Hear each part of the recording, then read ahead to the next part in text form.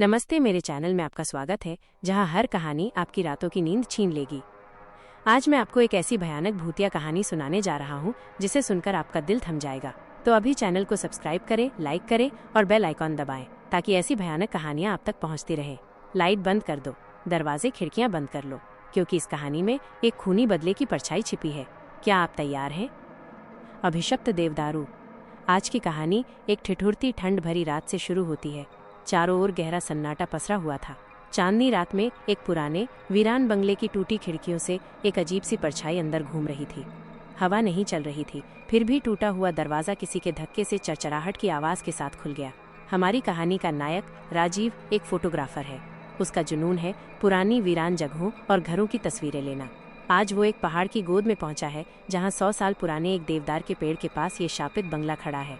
स्थानीय लोग कहते हैं कि जो भी रात में यहाँ घुसता है वो जिंदा वापस नहीं लौटता। राजीव के हाथ में उसका कैमरा था। जैसे ही वो बंगले के अंदर घुसा, एक अजीब सी ठंडी हवा उसके पूरे शरीर को जमा देने लगी।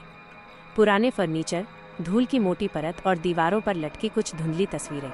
अचानक उसकी नज़र बंगले के पीछे एक छोटे कमरे पर पड़ी। कमरे के फर्श पर एक पुरानी डायरी के फटे हुए पन्ने बिखरे हुए थे। पन्नों पर एक लड़की की हैंडराइटिंग थी।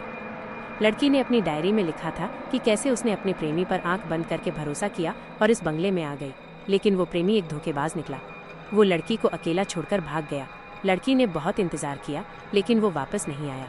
घोर निराशा और नफरत में उसने आत्महत्या कर ली। डायरी के आखिरी पन्ने पर एक श्राप लिखा था। उसने लिखा था, जिस प्यार ने मुझे इस बंगले में अकेला छोड़ा, उस श्राप की छाया उनका पीछा करेगी। ये देवदार का पेड़ गवाह है, मेरी आत्मा उस पेड़ के हर पत्ते में घुल गई है। जिसने इसकी टहनी तोड़ी है, उसका अंजाम भयानक हुआ है। राजीव का पूरा शरीर कांप उठा। जैसे ही वो खड़ा हुआ, उसने देखा कि उसके कैमरे से बैटरी किसी ने निकाल ली है। वो इधर उधर बैटरी ढूंढने लगा। तभी उसका फोन बज उठा। दूसरी तरफ से उसके दोस्त अमित की आवाज आई, राजीव, तुम अभी कहाँ हो? क्या तुम्हें याद है उस दिन तुम जिस बंगले में गए थे, उसके पीछे के देवदार के पेड़ की एक टहनी तुमने तोड़ी थी? आज सुबह तुम्हारी कैमरे की बैटरी उस पेड़ के नीचे मिली है। लेकिन एक अजीब बात हुई है। बैटरी पर एक नाम खुदा हुआ है, -राजीव। राजीव के हाथ पैर ठंडे पड़ गए। उसे याद आया कि 3 महीने पहले उसने मजाक में देवदार के पेड़ की एक टहनी तोड़ दी थी, और उस टूटी हुई टहनी का निशान आज भी उसके मन में अंकित था।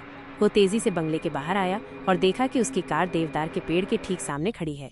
कार के शीशे पर खून के अक्षरों में लिखा था, तुम अकेले नहीं हो, मैं भी तुम्हारे साथ हूँ।